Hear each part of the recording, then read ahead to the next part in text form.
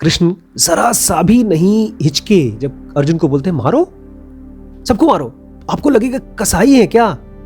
बोलते कोई नहीं मरता अर्जुन, कोई मरता ही नहीं है। उनका आंखें जब देख रहा था ना सेक्शन 4 से, वो दुनिया को डिकोड कर देते। अर्जुन देख रहा था सेक्शन 1 से, उसको दिख रहा था अपना भाई, दोस्त, ताऊ, लेकिन वो सेक्शन 1 से डिकोड कर रहा था।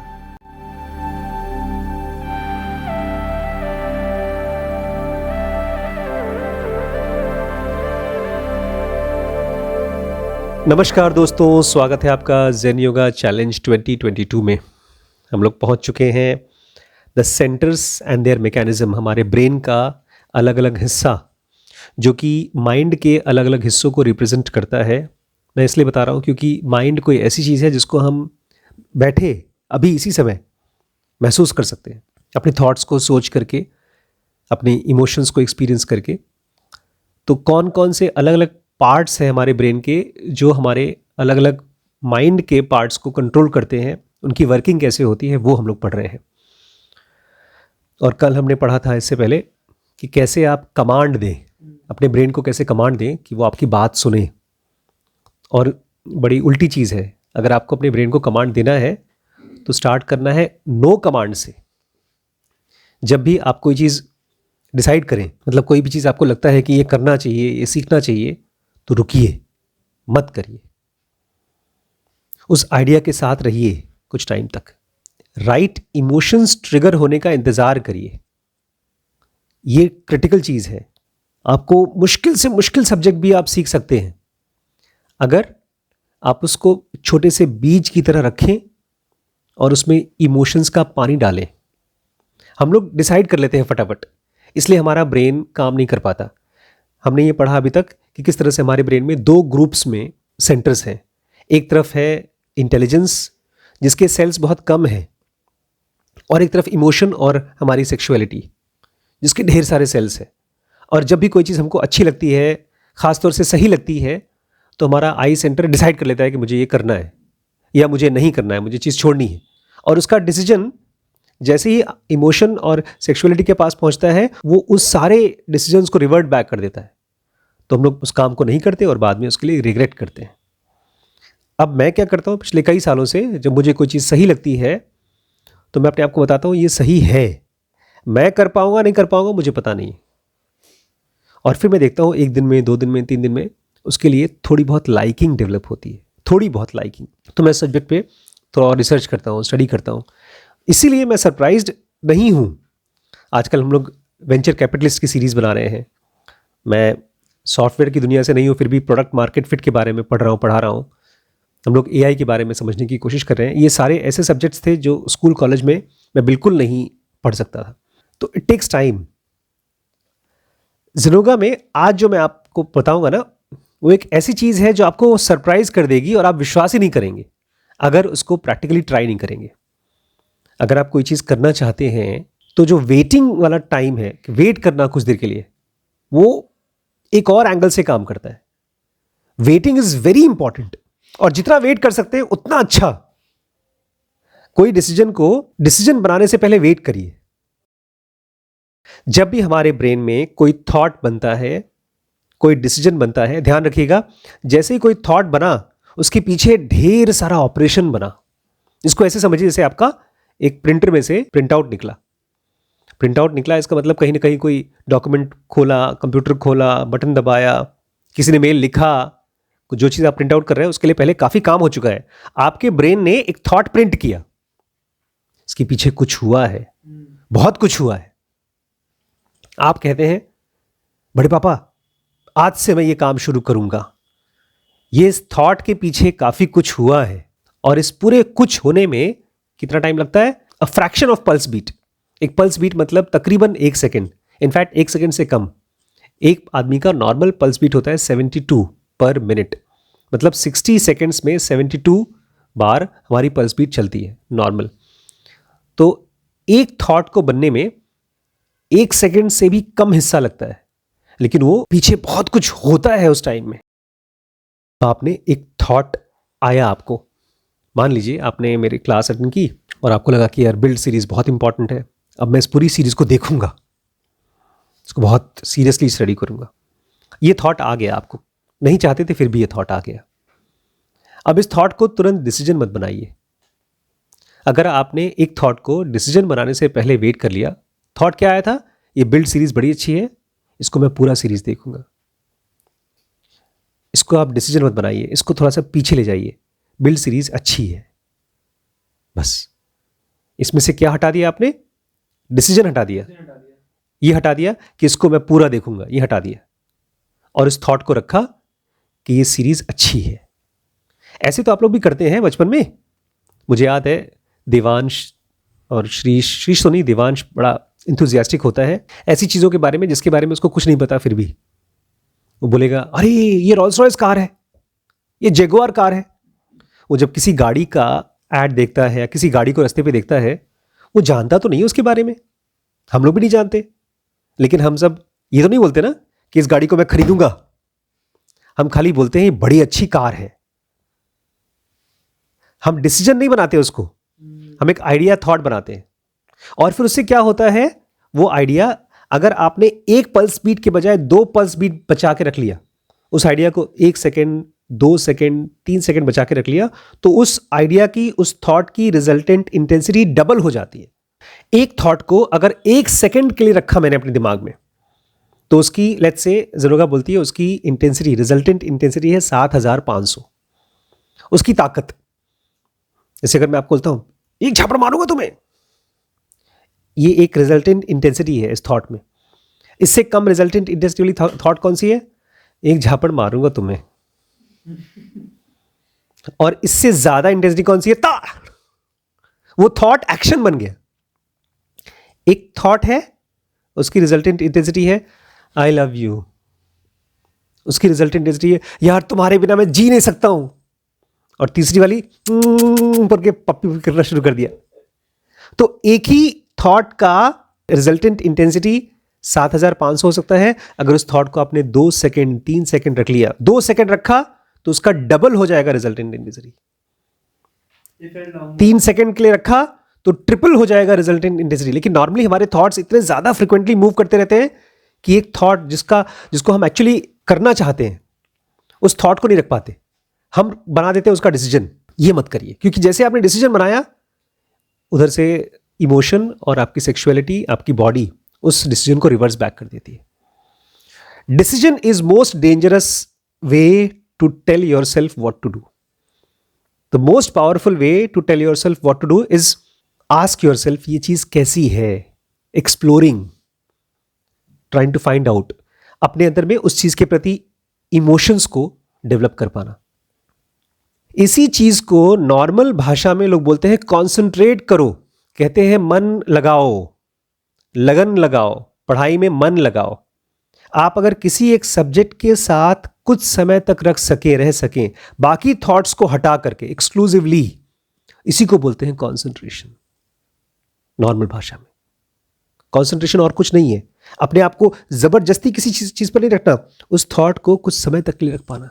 आजकल पता है मेरे मन में, मैंने एक वीडियो बनाया है कैलकुलस के ऊपर। अनिल था उस दिन बैठा हुआ था, बड़ा मन करा था मुझे कैलकुलस के ऊपर एक वीडियो बनाने का, तो मैंने बना दिया। अब वो बुक देखता हूँ कभी मैं, तो मन में एक बड़ी मीठी मीठी सी गुदगुदी होती है, फिर से बनाओ एक आध। मैंने ये नहीं डिसाइड किया कि पूरी सारी कंप्लीट कर दूंगा उस बुक को, नहीं, खाली एक वीडियो बनाया है बस। कैलकुलस की बुक प्रॉब्लम सॉल्विंग नहीं, it's about philosophy of calculus. Calculus पैदा कैसे हुआ था शुरू के दिनों में, जब कैलकुलस, मुझे अभी भी याद है उसका, कि शुरू में लोग कैलकुलेशन करते थे उंगलियों से, गिनतियां उंगलियों से करते थे, गिट्टियां आती थी उससे करते थे, क्योंकि उनको काम था भेड़ बकरी काउंट करने का, कि मैं इतनी फल दूंगा, इतने सब्जियां दूंगा, और उसके बदले में इतनी भेड़ बकरियां मेरे पास होंगी। ये बहुत ज़माने पहले लोग कैलकुलेट करते थे। कैलकुलस की डिस्कवरी तब हुई जब लोगों को चांद तारों की कैलकुलेशन करनी पड़ी, डिस्टेंस का कैलकुलेशन करना पड़ा, दूर दूर तक का। तो वहाँ से कैलकुलस की डिस्कवरी हुई थी, और उसके पहले कैलकुलस में राउंड का बहुत बड़ा इंपॉर्टेंट वैल्यू है। तो ये सब चीज़ें जब मैंने पढ़ा तो मुझे बड़ा अच्छा लगा। तो I have not made this into a decision, I have only made this into a nice thought to have. पूरी दुनिया में लोग दिमाग खराब करते हैं कि किसी तरह से मेरे को कॉन्सेंट्रेशन मिल जाए। ज़ेनोगा में कॉन्सेंट्रेशन किसी और चीज़ को बोलते हैं। इंग्लिश वर्ड इज कॉन्सेंट्रेशन, उसका हिंदी ट्रांसलेशन क्या है पता है? कॉन्सेंट्रेशन को ध्यान। यस, इनफैक्ट रियल ट्रांसलेशन ध्यान नहीं है। ध्यान का ट्रांसलेशन इंग्लिश में क्या है? मेडिटेशन। कॉन्सेंट्रेशन का हिंदी ट्रांसलेशन क्या है? यम, नियम, आसन, प्राणायाम, प्रत्याहार, धारणा। धारणा कॉन्सेंट्रेशन है। और धारणा आप केवल तभी कर सकते हो या आपके साथ तभी हो सकती है जब आप सेक्शन 2B को यूज कर पाए। आप धारणा में जाते हैं, जैसे आप नींद में जाते हैं। कोई भी आदमी ऐसे आंख बंद करके धारणा में नहीं जा सकता, कॉन्सेंट्रेट नहीं कर सकता। ये चीज पॉसिबल ही नहीं है। धारणा में जा पाना पॉसिबल नहीं है, सेक्शन 1 के लिए नेचुरल नहीं है। हमारा जो नॉर्मल ब्रेन है, ये ब्रेन, नॉर्मल ब्रेन, कौन सा normal brain? IESM, conscious mind. इसका काम है खटाखट खटाखट जो भी इंपल्स आ रहा है उसको क्या करे? डिकोड करे। जो कुछ भी देखा फटाफट बताए क्या है क्या है क्या है। जो लोग भी सेक्शन 3 सेक्शन 4 पे पहुंचते हैं, वो जब दुनिया को देखते हैं तो उनको खाली आत्मन आत्मन और आत्मन दिखाई देती है। कृष्ण जरा सा भी नहीं हिचके जब अर्जुन को बोलते हैं मारो, सबको मारो। आपको लगेगा कसाई है क्या? बोलते कोई नहीं मरता अर्जुन, कोई मरता ही नहीं है। उनका आंखें जब देख रहा था ना सेक्शन 4 से, वो दुनिया को डिकोड करते थे। अर्जुन देख रहा था सेक्शन 1 से, उसको दिख रहा था अपना भाई, दोस्त, ताऊ, लेकिन वो सेक्शन 1 से डिकोड कर रहा था। ऐसा कभी नहीं होता हमारे ब्रेन में कि खाली आई सेंटर का ही एक्टिविटी चले।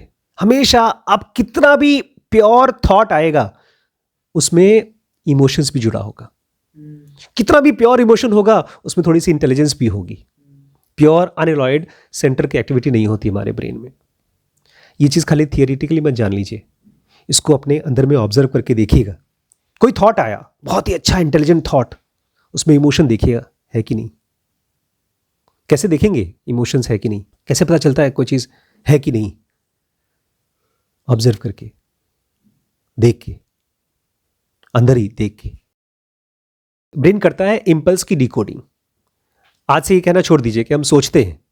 आज से ये कहा करिए कि जब भी मैं सुबह उठता हूं, सुबह से लेकर शाम तक क्या करता हूं? इंपल्सेस की डिकोडिंग करता हूं। इंपल्सेस की डिकोडिंग क्या करे बेटा?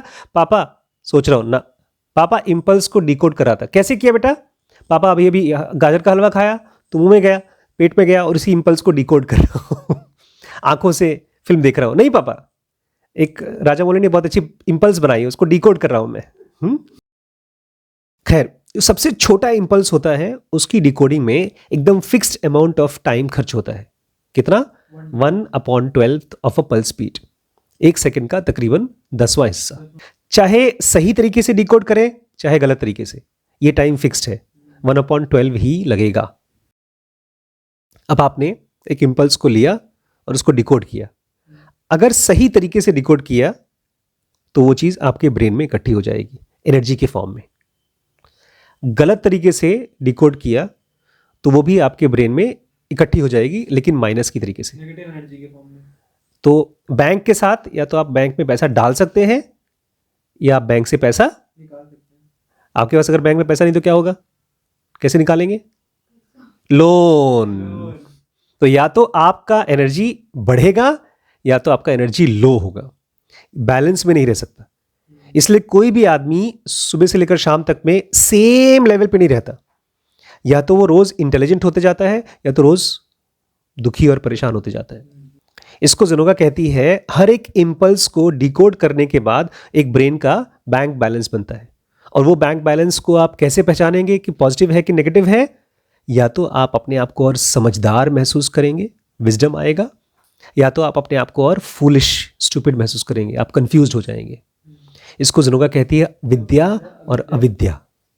लेकिन रुकिए, विद्या अविद्या स्कूली नॉलेज नहीं है, ये है नॉलेज ऑफ द लॉ और इग्नोरेंस ऑफ द लॉ। एक इस ब्रह्मांड में लॉ है, उस लॉ के तहत सब कोई चल रहा है। इवन आपके ब्रह्मा विष्णु महेश, सारे प्लैनेट्स, सारा यूनिवर्स उस लॉ की तरफ जा रहा है, स्पिरिचुअल लॉ। ज़ेनोगा क्या है? ज़ेनोगा है वो साइंस जिसमें कि आप अपने ब्रेन को समझ करके डिवाइन फ्रैगमेंट बना देते हैं अपने आप को। सबको यही कर रहा है। वो लॉ ये है, हर कोई चीज बनी किस लिए है? डिवाइन फ्रैगमेंट के लिए, उसमें मर्ज होने के लिए।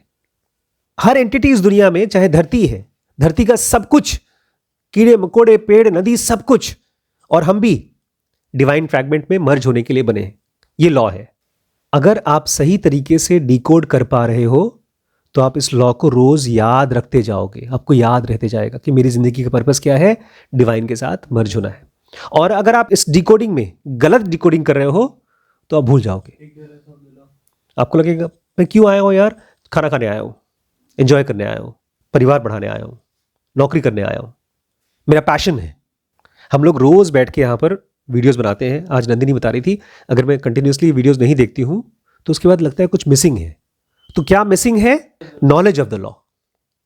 कि आपको इसकी वजह से याद आता रहता है कि हाँ मुझे टुवर्ड्स डिवाइन जाना है, मेरा अंदर में कुछ है एंटिटी जिसको मुझे जाना है, पाना है। और जब ये नहीं होता, जिस लॉ को भूल जाते हैं तो हम कंफ्यूज हो जाते हैं, हम किस लिए आए हैं, किस लिए आए हैं, किस लिए आए हैं, क्या करें क्या करें। ये पांचों इंद्रियां कंपस की तरह हैं और इनका कंपस का काम है नॉर्थ साउथ की तरफ दिखाना। लेकिन अगर वो नहीं दिखा रहा है, गोल गोल घूम रहा है, वो हमारे नॉर्मल स्टेट है। और ज़ेनोगा हमको सिखाता है माइंड का फोकस करना, मतलब जो भी इंपल्स बाहर से आ रहा है उसको ऐसे डिकोड कर पाना कि हमको 24 घंटे इस ज़ेनोगा के लॉ का याद रहे। 24 घंटे, इसी को बोलते हैं फोकसिंग द माइंड।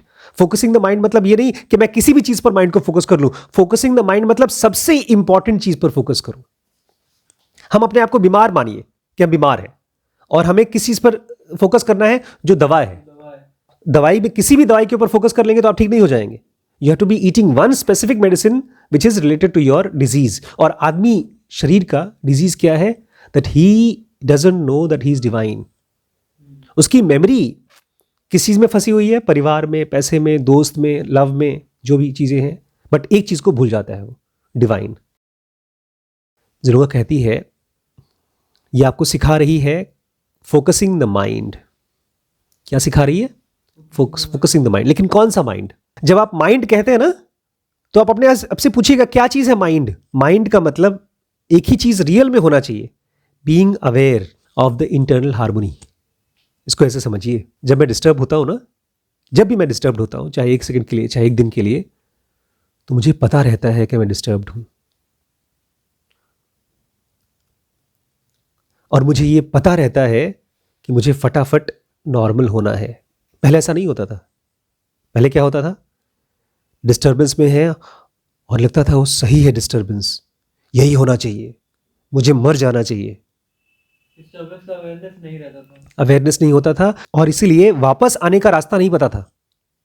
इसको ऐसे समझिए जैसे आप जंगल में रास्ता खो गए और आपको पता ही नहीं कि आप खो गए रास्ते में।